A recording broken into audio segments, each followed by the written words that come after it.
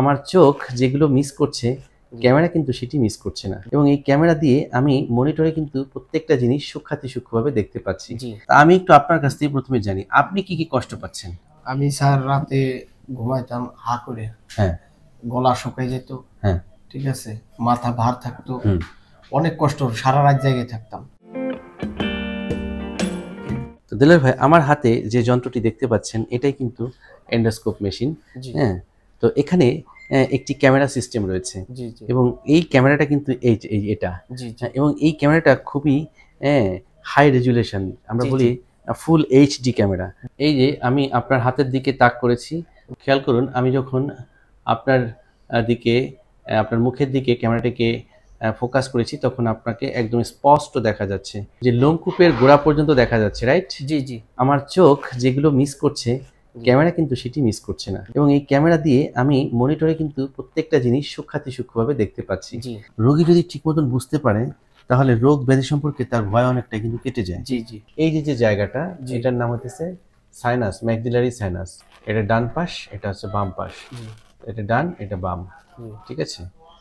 তো এর মধ্যে দিয়ে এই যে সাদা সাদা দেখতে পাচ্ছেন, এগুলো কিন্তু সাইনোসাইটিস।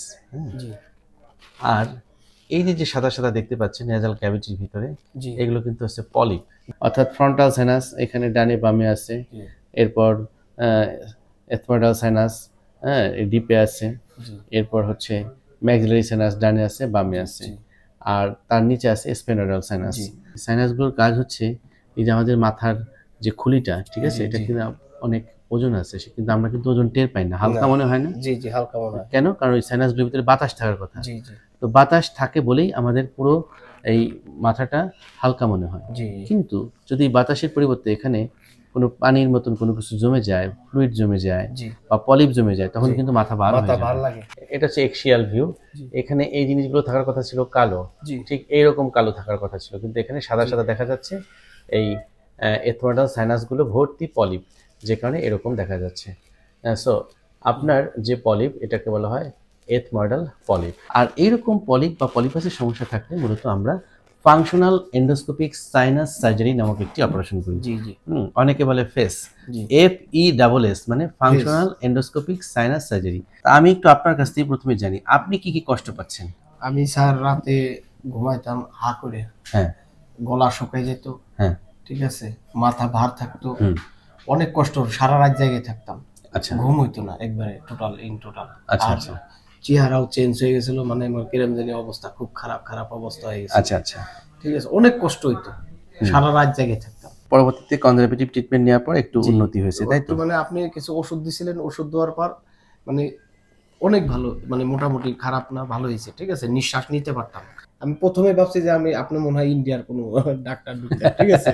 পরে দেখি না, আমার হাতের কাছেই, তখন আমি এইখানে আইলাম। আর পরিচয় পর দেখলাম যে আপনি আমার এলাকারই, তখন আমার কাছে আরো ভালো লাগে। আচ্ছা আচ্ছা, আপনার গ্রামের বাড়ি কোন জায়গা? আমার গ্রামের বাড়ি হলো ফরিদপুর। ও, ফরিদপুরের মানুষ, ভাটিকানাইপুর না? জি। সো ফরিদপুরবাসী, ভাটিকানাইপুরবাসী, তারা যারা দেখবেন এই ভিডিওটি, ভাইয়ের জন্য দোয়া করবেন। আমি একটু বলতে চাই দিলওয়ার ভাই, যে অনেকের কিন্তু এই নাকের পলিপ নিয়ে অনেক বিভ্রান্তি আছে, যে পলিপ কি, পলিপাস কি জিনিস, নাকের মধ্যে একটু মাংস ফোলা দেখলেই সাইড দিয়ে সেটা কি পলিপ ভাবে, কিন্তু বাস্তবিক পক্ষে সেটা পলিপ না। পলিপ হলো সাইনাস থেকে আসে, যেটা কিন্তু আমি দেখালাম মাত্র। এই সাইনাস থেকে যখন এক্সট্রা মাংসপিণ্ডগুলো ঝুলে নাকটাকে ব্লক করে, তখন আমাদের এরকম সমস্যা হয়ে থাকে, নাক বন্ধ হয়ে যায়, নাক দিয়ে দম নেওয়া যায় না, শ্বাসকষ্ট হয়, মাথা ভার হয়ে যায়, ঘ্রাণ নষ্ট হয়ে যায়, একটা অস্বস্তিকর জীবন। এরকম সমস্যা আপনি কতদিন ধরে ভুগছিলেন? আমি স্যার এটা মিনিমাম না হলেও 2-3 বছর ভুগতেছি। 2-3 বছর ধরে আপনার জীবনটা একদম অতিষ্ঠ হয়ে যাবে যদি আপনার এই সমস্যাগুলো আপনি ভিতরে লালন পালন করেন। অতএব এইরকম প্রবলেম যদি বাসা বেঁধেই যায় আপনার, তাহলে আপনি ঘরে বসে থাকতে পারেন না। আপনি অবশ্যই আপনার নিকটস্থ একজন নাক কান গলা রোগ বিশেষজ্ঞ চিকিৎসকের মতামত নেবেন। তিনি নিশ্চয়ই এভাবে আপনাকে সব দিক নির্দেশনা দিবেন, এবং প্রয়োজন হলে অপারেশন করে দিবেন। দেখবেন যে আপনি ভালো হয়ে যাবেন, যেমনটি আজকে আমি এই ভাইয়ের অপারেশনটি সম্পন্ন করব। তো আমি আপনাদের দোয়া চাচ্ছি, ভাই আপনারও দোয়া চাচ্ছি, আপনি দোয়া করবেন যাতে আমরা সফল হতে পারি। আপনারা সফল হতে পারেন আমাদের, ঠিক আছে, আমাদের অপারেশনটা যত সাকসেস মতো সবারই করতে পারেন। আল্লাহ আপনারে অনেক করুক, ঠিক আছে, মঙ্গল কামনা করুক। তাহলে শুনলে যাবে মাথা ঘুরা, আমরা দুজনই ফরিদপুরা, তাই তো? জি জি।